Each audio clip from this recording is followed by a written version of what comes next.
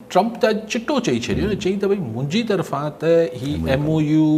ही जंगबंदी, seize fire सभु ख़तमु आहे। लेकिन अगरि मूं जेके जेनेवा में टॉक्स मुंहिंजा ही कनि पिया जेके अमेरिकन्स, अगरि हू करणु चाहिनि था हुनखे झलिया बि कोन पियो, यानी हिकिड़ो दरवाज़ो नंढिड़ो दरवाज़ो न बि दरी खोले पियो। ऐं पोइ ईरानियुनि लाइ, ईरानी लीडरशिप लाइ गुथा लफ़्ज़ बि जाम ॻाल्हाया अथसि त कूड़ा आहिनि, ही आहिनि, हू आहिनि, मतिलबु बीमार ज़हनियत, एवरीथिंग। लेकिन ॻाल्हि इहा आहे त ही हिकिड़ी ॻाल्हि ऐं चए थो आउं वरी हमला कंदसि। क्वेश्चन इहो आहे त शायदि ट्रम्प साहिब खे विसरी वियो आहे या छा, त कांग्रेस जेको आहे हुन ते हाणे पाबंदी लॻायल आहे त हू जंग नथो हाणे ट्रम्प छेड़े सघे, इजाज़त वठणी पवंदी कांग्रेस खां इजाज़त खां सवाइ। ऐं हींअर अमेरिका में को माहौल नाहे जो कांग्रेस ट्रम्प खे अहिड़ी का इजाज़त ॾींदो। इवन हुनजा रिपब्लिकन्स जी अक्सरियत हूंदे बि कांग्रेस हिन खे अप्रूवल न ॾींदी। सो पाण इहे सम्झूं त हीउ जेको अॼु हुन वरी, ऐं तव्हां ॾिसो त जीअं ई हुन चयो त मां जंगबंदी ख़तमु पियो कयां ऐं MOU ख़तमु थी वियो आहे, त तेल जी क़ीमतूं 5-10% वरी वधी वियूं। हाणे शुक्र आहे त हिन महिल ताईं ईरान जेको आहे स्टेट ऑफ हॉर्मोज़ खे वरी बंदि करण जो चिता न ॾिनो आहे, पर हू सिर्फ़ु चए पियो असां ते जिथां हमिलो थींदो, कुवैत मां थियो, बहरीन मां थियो, अलिफ UAE मां थियो, जिथां बि थियो असीं हुते हिट कंदासीं। सो मुंहिंजो ख़्यालु आहे त ट्रम्प एक्चुअली हुनखे कई शयुनि जी फ्रस्ट्रेशन आहे। हिकिड़ो त इज़राइल सां हाणे हुनजा मामलात उहे विझड़ाए न रही नेतन्याहू सां, लेकिन बहरहाल जेका ज़ाइनिस्ट लॉबी आहे हुनजो प्रेशर बि हुन ते आहे त हुनखे सफ़ा नाराज़ नथो करणु चाहे। त घटि में घटि अॼु अमेरिकी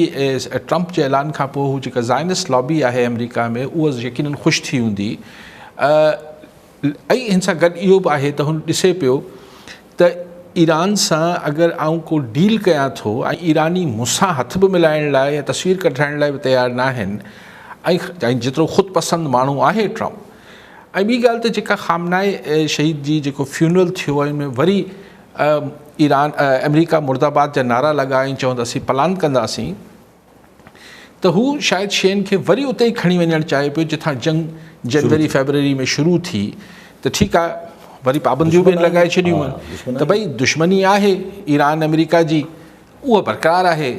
बाक़ी हल्की फुल्की अगरि झड़पूं थींदियूं रहंदियूं त थींदियूं रहंदियूं। मूंखे मंतकी तौर ते अगरि आउं लफ़्ज़ बार बार इहो इस्तेमालु कयां त छाकाणि त ट्रम्प बहादुर वटां ज़रूरी न आहे त मंतक भरिया का फ़ैसिला थियनि। मंतकी तरह मूंखे फुल फ्लैजिड वॉर शुरू थियण जो कोई इम्कान नथो नज़र अचे। ॿी तरफ़ तव्हां ॾिसो न त ख़ुदि ट्रम्प जेको अॼु टर्की में वञी त इहे पर्तगान लाइ चए थो त भई मुंहिंजो दोस्त आहे, ऐं अगरि आउं न हुजां हा त टर्की ईरान सां गॾिजी बि इज़राइल सां गॾु विढ़े आहे ऐं फ़ौजी सघ रखे थो टर्की। तंहिंजे करे आउं त हिनखे F-35 जहाज़ जेके आहिनि उहो आउं पाबंदियूं बि हटायां थो टर्की ते ऐं हुनखे ॾियां थो। यकीनन इहो नेतन्याहू लाइ हिकिड़ो मुंहं ते हिकिड़ो मुचड़ो हूंदो। रीज़न बीइंग त 24 कलाक पहिरीं फॉक्स TV ऐं CNN खे इंटरव्यूज़ में नेतन्याहू 5-6 इंटरव्यूज़ ॾिना ऐं हुन में इहो चई त आउं ट्रम्प खे चवंदसि, सम्झाईंदसि त हू टर्की खे F-35 जहाज़ न ॾिए, छाकाणि त मिडल ईस्ट में जेका इज़राइल जी एरियल सुप्रीमेसी आहे, यानी जेका सघ आहे फ़िज़ाई हवा फ़ौज जे हवाले सां, अगरि टर्की वटि बि उहो जहाज़ अची विया त हू बराबरि अची वेंदी। ऐं जेको ख़्वाहिश आहे उहो नेतन्याहू जे इंटरव्यूज़ मां वाज़े तौर ते झलके पई त अचो वरी हाणे टर्की सां जंग कयूं। छाकाणि त टर्की जेको आहे उहो ॿिया त मसाइल आहिनि, पर हू पंहिंजे पाण खे हिकिड़ो मुस्लिम उम्मा में लीडरशिप, जॾहिं कि सेक्युलर मुल्क तस्वर थींदो आहे टर्की, लेकिन अर्दोगान जेको आहे हू पर्सनली हिकिड़ो मुस्लिम उम्मा जो लीडर थियणु चाहे थो। ऐं सीरिया जेको बिल्कुलु इज़राइल लाइ हमेशह मसइलो रहे थो, उन में हाणे टर्की जी प्रेज़ेंस असद खां पोइ, बशर अल असद खां पोइ तमामु वधी वई आहे। ऐं अगरि हू मुकमल तौर ते टर्किश इन्फ्लुएंस में अची वियो सीरिया, त पोइ ही जेको हिन जी वाद वेद जो अज़ाइम आहिनि इज़राइल जा, उहो ख़तमु थियनि था। ॿी ॻाल्हि इहा आहे त ख़ुदि टर्की जेको आहे उहो इज़राइल जेको आहे उहो इंडिया दोस्ती में आहे, ऐं टर्की कश्मीर ते इंडिया जी पॉलिसी सां सहमत न आहे, पाकिस्तान जी पॉलिसी सां सहमत आहे। सो हाणे टर्की हुननि जो हिकिड़ो नेक्स्ट टारगेट आहे जेको नेतन्याहू बरमला कई दफ़े चवंदो रहियो आहे। अगरि हुनखे F-35 जहाज़ ॾिए पियो ट्रंप, ऐं हुनखे पंहिंजो दोस्त बि चए पियो, ऐं टर्की ऐं ईरान बि पाण में पाड़ेसरी आहिनि, सो सिचुएशन आउं नथो सम्झां त फुल फ्लेजेड वॉर वापसि यानी बाक़ाइदा जंग जेका आहे ईरान ऐं अमेरिका जे विच में थींदी। पर अगरि इहो हिन टेंशन ट्रंप जेको अॼु वरी बरक़रार करे छॾियो दुनिया में, हिन सां तेल जी क़ीमतूं जेके स्टेबलाइज़ थी रहियूं वरी वधनि थियूं GSPR साहिब जी अॼु काफ़ी कावड़ियल क़िस्म जी हिकिड़ी प्रेस कॉन्फ्रेंस हुई जंहिंमें उन्हनि टेररिस्ट जा जेके बि अटैक्स थिया आहिनि उनखे ॿुधायो, जंहिंमां मोस्टली जेके आहिनि उहे फितनतुल ख़ारिज जेके असांखे TTP चऊं था पिया उहा करे उन ते उन्हनि जा क्लेम थियल आहिनि। हिकिड़ो उन्हनि ॿुधायो त रिसेंटली जेको अॼु थियो आहे उहो फितनतुल हिंदुस्तान उहो BLA आहे उन्हनि ते जेको इल्ज़ाम लॻायो उन्हनि कयो आहे। अॼु DGISPR तमामु कावड़ियल एज़ यू सेड पंहिंजी पूरी रिज़ॉल्व ॾेखारियूं, पर मुख़्तसर तरीन मूं ॾिठी, ऐं मूंखे एतिरी मुख़्तसर मूंखे 4-5 मिंटनि जी हिकिड़ी पंहिंजी गुफ़्तगू कयूं, पोइ सुवाल जवाब बि न वरितऊं। इन मां मूंखे महसूसु थिए थो त ही प्रेस कॉन्फ्रेंस सिर्फ़ु इन मक़सद लाइ हुई त यानी हाणे ऐलान त नथा करणु ज़ाहिर स्ट्रेटेजिकली न हूंदो, पर मूंखे ईअं लॻे थो त इन एतिरी ब्रीफ प्रेस कॉन्फ्रेंस जो मतिलबु इहो त हाणे असां जेको असांजे वस में हूंदो असीं कंदासीं, असांखे कंहिं रैशनैलिटी ऐं छाकाणि त हू चवनि पिया DGISPR त भई हमारे बच्चे जवान और पुलिस वाले ये सब शहरी मारते हैं, तो हमसे भी मतिलबु ॿिए लफ़्ज़नि में हाणे असीं बि जेको कंदासीं पोइ सुभाणे न चइजो त साईं हीअ त तव्हां सिविलियन थी वियो, हीअ ॿार थी वियो, इहो चयो कोन हुन। पर दैट मीन्स कि पाकिस्तान पूरो ज़हन ठाहे वरितो, मतिलबु सभु जेको असांजी रियासत आहे त भई हाणे रिस्पॉन्ड तमामु शिदत सां थींदो, हाणे सुभाणे थिए परीं थिए ख़ुदा ख़बर कॾहिं बि थिए, ईअं त असीं वक़फ़े सां कयूं था। पर हू अॼु चवनि पिया त हिकिड़ी जेका ग़ैर क़ानूनी रिजीम आहे काबुल रिजीम, पहिरीं बि काफ़ी अरसे खां चवनि पिया, पर हाणे अॼु वधीक चयूं त हीअ जेका ग़ैर क़ानूनी रिजीम आहे इहा हुनजी पनाहगाह आहे काबुल, ऐं हुनखे हुनजी बैकिंग इंडिया ऐं पाकिस्तान दुश्मन क़ुवतूं, हाणे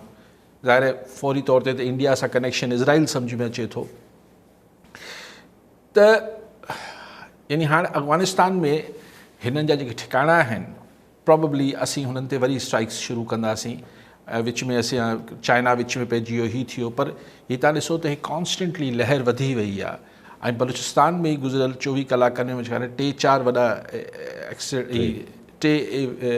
दहशतगर्दी जा इवेंट्स थिया आहिनि, KP में बि वक़फ़े सां थिए थो। ऐं पर ॾिसो बलूचिस्तान में ॿई फोर्सिस यानी हिकिड़ा जेके पंहिंजे पाण खे सो कॉल्ड बलूच कॉम्प्रेस चवनि था, पर हिकिड़ा जेके इंतिहा पसंदि पंहिंजो एक्सट्रीमिस्ट एलिमेंट आहे या जेको टेररिज़म में बिलीव करे थो, हू ॿई ऑपरेट कनि पिया। इंट्रस्टिंग ॻाल्हि आहे न त इंडिया हिकिड़े ई वक़्त में या जिन्हनि जी बि ज़ाहिर इंडिया जी प्रॉक्सीज़ आहिनि या हू ॿिन्ही खे पैटर्नाइज़ कनि पिया। ॾिसो इशू इहो आहे त ही ॻाल्हियूं बि वरी उन इंटरनेशनल पॉलिटिक्स सां वञी जुड़ी वञनि थियूं न, त हींअर जेको ईरान अमेरिका मामिलो थियो ऐं पाकिस्तान हिकिड़ो पोज़ीशनिंग कई पंहिंजे पाण खे, पोइ हिकिड़ो सालसी जो किरदारु अदा कयूं, उहो इंडिया खे हिकिड़े सबब जे करे न वणियो हूंदो त पाकिस्तान खे हिकिड़ो इंटरनेशनल हू मिलियो, एक्सपोजर मिलियो ऐं स्टेटस मिलियो, पर इज़राइल खे बि न वणियो हूंदो। ऐं पाकिस्तान ज़ाहिर आहे त ही अगरि हिते जेको असां वटि अंदरून ही जेके प्रॉक्सी वॉर कनि पिया असांजे ख़िलाफ़ु इंडिया ऐं इज़राइल, कुझु माण्हू त इहो ई ऐं ॿियनि मुल्कनि जा नाला बि खणनि था, बहरहाल इंडिया ऐं इज़राइल ताईं पाण रहूं, त हिन में असां ठीकु आहे हुन हिते जेके टेररिस्ट आहिनि हुननि खे मारण जी कोशिशि मारींदासीं जेतिरो मारे सघंदासीं, अफ़गानिस्तान में मारे सघंदासीं, पर जॾहिं इंडिया ऐं इज़राइल जहिड़ी क़ुवतूं ॿई मुस्तक़िल हुनखे फंडिंग कंदियूं त छा ठीकु आहे असांजो रिज़ॉल्व त आहे असीं आख़िरी वक़्त ताईं वढ़ंदासीं ऐं हुजण बि इहो ई खपे, ज़ाहिर आहे असीं दहशतगर्दी जे साम्हूं त गोॾा कोन खोड़ींदासीं, बट देन जिएं अॼु DGISPR चयो तो बलूचिस्तान हमारी आन है, शान है और हम आवाम के उस लड़ेंगे, आवाम भी लड़ रही है, बिल्कुल ठीक है, ज़ाहिर है को बि शहरी चाहे हू पंजाब जो हुजे, सिंध, बलूचिस्तान, KP या बलूचिस्तान जो हुजे, हू टेररिज़म सां एग्री नथो करे सघे। लेकिन ॻाल्हि इहा आहे त जेको अवाम वारो पोर्शन आहे, ऐं सम्झां थो त असांजी इंटेलिजेंस एजेंसीज़ बि, असांजी फ़ौज बि या ही पैरामिलिट्री सभु विढ़ी रहिया हूंदा टेररिस्टनि सां, लेकिन जेको अवाम वारो पासो आहे हू सिर्फ़ु बलूचिस्तान हुकूमत ते छॾे ॾियणु, त हू हुननि जी मुकमल हुननि खे इन्वॉल्व करे रहियो आहे, इहो आउं सम्झां थो हिते असांखे बि सोचणु, छाकाणि असांजा दुश्मन इंडिया ऐं इज़राइल जहिड़ी क़ुवतूं आहिनि। सो असांखे जेको पब्लिक फ्रंट आहे बलूचिस्तान में, हुननि खे इन्वॉल्व करण लाइ हुननि जी जिन्हनि खे बलोच माण्हुनि जी एक्सेप्टेंस हासिलु आहे, मञता हासिलु आहे, उन्हनि खे बि ऑन बोर्ड वठणु खपे। उन्हनि खे रुगो सज़ाऊं ॾियारण ऐं हुननि खे जेको आहे साइड लाइन करे चवण त भई जेका हुकूमत वेठल आहे उहा पब्लिक जी तर्जुमानी करे पई, इहो काफ़ी न आहे। बाक़ी त ज़ाहिर आहे जेको हू फ़ैसिला कनि पिया उहो उन्हनि जी मर्ज़ी आहे, लेकिन लॉजिकली स्पीकिंग हींअर असांखे जीअं बार बार DG/ISPR बि चवनि था आहिनि, विच इज़ अ फैक्ट कि टेररिज़म खे मुंहुं ॾियण लाइ पब्लिक जो बि गॾु हुजणु ज़रूरी आहे। ऐं जिथे ख़ासि तरह टेररिज़म थिए पियो KP ऐं बलूचिस्तान में, हुते पब्लिक जो ई इन्वॉल्वमेंट हुननि खे तमामु घटि आहे, हुननि जी जेका इन्वॉल्वमेंट तमामु घटि आहे। KP में ठीकु आहे हुननि जे मैंडेट सां आयल हुकूमत आहे, पर हुन जा वरी ॿिया मसाइल आहिनि, त उते बि उतरी इंगेज थियणु सूरत नज़र नथी अचे। जेके पॉलिटिकल लीडरशिप आहे KP जी ऐं असांजी जेके फोर्सिस आहिनि, पर बलूचिस्तान में त उहे फोर्सिस पॉलिटिकल फोर्सिस जेके वाकई में को अहमियत या हैसियत रखनि थियूं, उन्हनि खे असां साइड लाइन कयल आहे। I think which should be reconsidered कि ही को सही मुंहिंजे ख़्याल में हिकिड़ो रवैयो न आहे। असांखे बलूचिस्तान जी ठीकु आहे थोरी जेके एंटी स्टेट न हुजनि उन्हनि फोर्सिस खे गॾु खणणु खपे, त जीअं माण्हुनि जी पार्टिसिपेशन बि and in war against terror में वधीक सघारी थी सघे।